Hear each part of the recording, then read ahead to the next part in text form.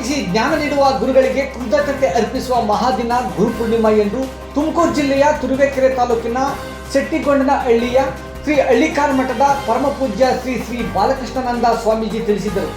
ಬೆಂಗಳೂರು ದಕ್ಷಿಣ ಜಿಲ್ಲೆ ಚನ್ನಪಟ್ಟಣ ತಾಲೂಕಿನ ನೀಲಸಂದ್ರ ಗ್ರಾಮದ ಇತಿಹಾಸ ಪ್ರಸಿದ್ಧವಾದ ಬೋರೆದೇವರ ದೇವಾಲಯದ ಆವರಣದಲ್ಲಿ ನಿರ್ಮಾಣವಾಗಿರುವ ಗುರು ಧ್ಯಾನ ಮಂದಿರದ ಗದ್ದುಗೆ ಪೂಜೆ ಸಲ್ಲಿಸಿ ನಂತರ ವೇದಿಕೆ ಕಾರ್ಯಕ್ರಮವನ್ನು ಜ್ಯೋತಿ ಬೆಳಗಿಸಿ ಉದ್ಘಾಟಿಸಿ ಭಕ್ತಾದಿಗಳಿಗೆ ಆಶೀರ್ವಚನ ನೀಡಿದರು. ಮಹರ್ಷಿ ವೇದವ್ಯಾಸರ ಜನ್ಮದಿನ ಮತ್ತು ಆದಿಶಂಕರಾಚಾರ್ಯರ ಶಿಷ್ಯಗಿರಿಯ ಕಥೆಯ ಪ್ರಮುಖವಾಗಿದೆ. ಗುರುಪೂರ್ಣಿಮೆಗೆ ಧಾರ್ಮಿಕ ಪ್ರಾಮುಖ್ಯತೆ ಅಲ್ಲದೆ ಶೈಕ್ಷಣಿಕ ಮತ್ತು ವಿದ್ವಾಂಸರ ವೃಂದದಲ್ಲೂ ಮಹತ್ವ ಇದೆ. ಶೈಕ್ಷಣಿಕ ವೃಂದದವರು ತಮ್ಮ ಶಿಕ್ಷಕ ವೃಂದದವರಿಗೆ ಕೃತಜ್ಞತೆ ಅರ್ಪಿಸುವ ಮೂಲಕ ಗುರುಪೂರ್ಣಿಮೆ ಅರ್ಥ ಸಿಗುತ್ತದೆ ಎಂದರು. ನೀಲಸಂದ್ರ ಗ್ರಾಮದಲ್ಲಿ ಗುರು ಧ್ಯಾನ ಮಂದಿರದ ವಿಶೇಷತೆಯಿಂದ ಕೂಡಿದೆ. ಪ್ರತಿ ಹುಣ್ಣಿಮೆಯ ದಿನದಂದು ಇಲ್ಲಿ ಭಜನೆ, ಇತರ ಸಾಂಸ್ಕೃತಿಕ ಧ್ಯಾನದಂತಹ ಕಾರ್ಯಕ್ರಮಗಳು ನಡೆಯಬೇಕು. ತಾವು ಆಹ್ವಾನ ನೀಡಿದರೆ ಬಂದೇ ಬರುತ್ತೇನೆ ಎಂದು ತಿಳಿಸಿದರು.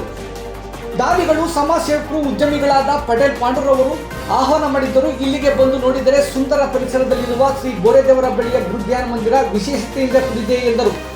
ಈ ಸಂದರ್ಭದಲ್ಲಿ ಪ್ರಾಸ್ತಾವಿಕವಾಗಿ ಮಾತನಾಡಿದ ಪಟೇಲ್ ಪಾಂಡುರವರು 800 ವರ್ಷಗಳ ಗತಕಾಲದ ಇತಿಹಾಸವನ್ನು ಹೊಂದಿರುವ ಗದ್ದುಗೆ ಪೀಠದಲ್ಲಿ ಶಿವೈಕ್ಯರಾದ ಗುರುಗಳ ಗುರುಧ್ಯಾನ ಮಂದಿರ ಮಹತ್ವತೆಯಿಂದ ಕೂಡಿದೆ ಎಂದರು.